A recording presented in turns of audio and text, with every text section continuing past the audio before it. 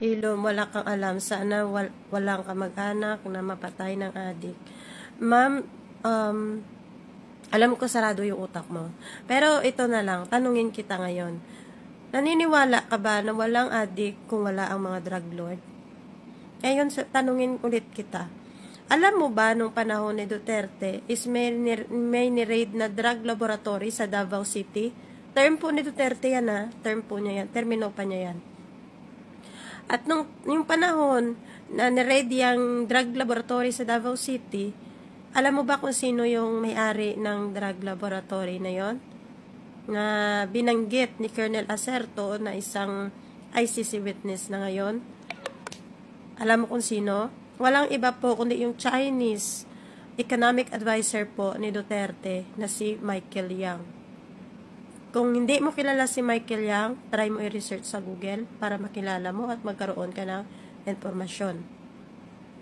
Pangalawa, nung term ni Duterte, may pinalaya po siya ng mga Chinese drug lord. No?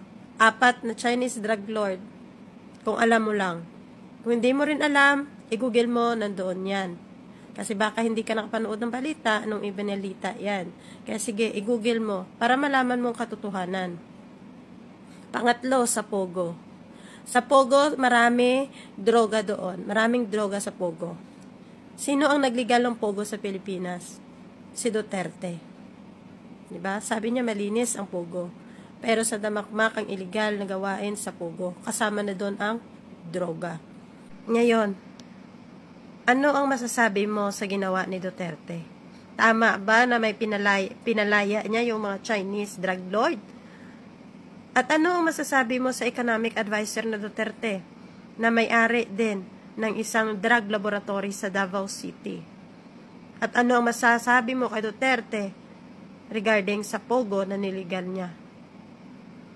Pag-isipan mo lahat yan at sana mamulat ka na sa katotohanan. Kung may pambansang palamunin ng Pilipinas, aba, si Saran Salpik na yan. Pinasusweldo ng bulis ng bayan, pero wala naman magalang maganda at kapakipakinabang, milyong-milyong pisong pondo pa ng bayan ang nakunimbat. Kasabwat ang mga galar-galarging parala tumanggap daw ng pera mula sa confidential funds. Pero heto, si Sara Saltik, naniniwala ng lahat pa rin ay tungkol sa kanya. Lahat naman ng galawan ngayon ng administrasyon ay dahil sa politika.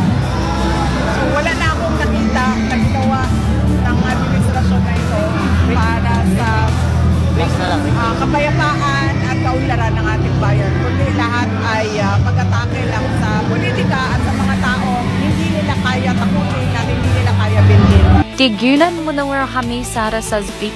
Ikaw ang walang ambag. Ikaw ang panira sa kapayapaan at kaunlaran. Ikaw ang panamuni ng bayan. Ayaw nila tayo tigilan dahil hindi tayo sumusunod sa kanila. Hindi tayo nabibili ng pera.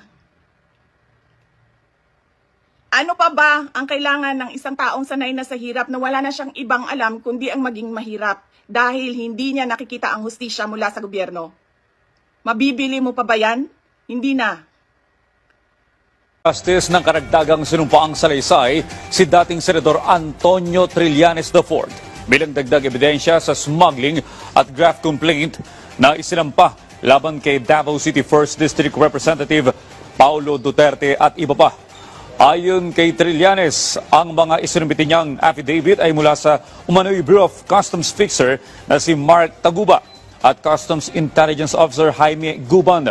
Ito umano ay magpapatunay na si Paulo ang nagpapalakad ng drug shipments noong dating administrasyon. Kasama rin sa isinumbiti ni Trillanes ang mga ebidensya na ginamit noon ng mga piskalya para makonvict si Taguba na sangkot sa 6.4 billion pesos na halaga ng shipment ng droga mula sa China noong 2017. Matatandaan na ang reklamo ay isinampa ni Trillanes sa National Prosecution Office ng DOJ noong July 2024. Higit 13 bilyong pisong halaga ng shabu ang nasabat sa loob ng isang van sa Alitagtag, Batangas. Yan na ang pinakamalaking halaga ng drogang nakumpiska sa kasaysayan ng bansa. Nasa frontline ng balita niya, si Brian Castillo. Sa unang tingin, mukhang ordinaryong parcel na i-deliver ang mga sako-sakong container na ito sa Alitagtag, Batangas. Pero lahat yan, naglalaman ng hinihinalang shabu. Ayon sa mga pulis, alas 8 ng umaga, nang sitahin at harangin sa checkpoint sa barangay Pinagpurusan ang isang kulay silver na van. Aligagaraw ang driver ng van matapos siyang hinga ng lisensya. Napansin din ng mga otoridad na mayroong nakatakip na trapal sa likod nito. Nang tanggalin ito, tumambad ang mga sako-sakong plastic container. Tinatayang mahigit 2 tonelada ng hinihinalang shabu ang nakumpiska mula sa van. Nagkakahalaga yan ng 13.3 billion pesos.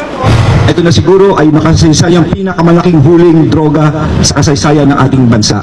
Lumalabas sa initial screening test na kinonduct ng PIDEA na ang confiscated ay na mga drugs ay nag-test ng positive sa methamphetamine hydrochloride. Personal na inspeksyon ni Interior Secretary Benner Abalos at PNP Chief Romel Francisco Marbit ang mga nakumpiskang droga. Tumanggi sila magbigay ng iba pang detalye tungkol sa nasabat na shabu dahil may iba pa raw silang operasyon kaugnay nito. Inaalam pa kung saan galing ang shabu at kung saan ito dadalhin. Pero nanggaling daw ang van sa bayan ng Santa Teresita. Nagpa-media lang kami just to show to you na intact ito. For me, what is important right now ay ma-inventaryo kagad ito, idaan sa tamang proseso at immediately i-destroy kagad ito, sirain kagad ito. Sa gitna ng press conference, on the spot na pinumut ang hepe ng Alitagtag Municipal Police Station na si Police Captain Luis De Luna dahil sa nakumpiskang droga. 13.3 billion, napakalaking pera. Pero hindi nasilaw sa pera itong si De Luna at ang kanyang mga kasama. On this day, you are now promoted.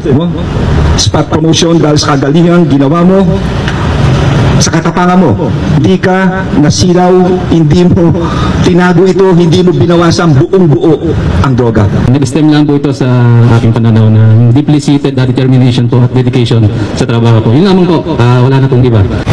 Tumanggi namang magbigay ng pahayag ang inarestong driver ng van. Makaharap siya sa reklamong paglabag sa Comprehensive Dangerous Drugs Act. Nagbabalita mula sa frontline, Brian Castillo, News 5.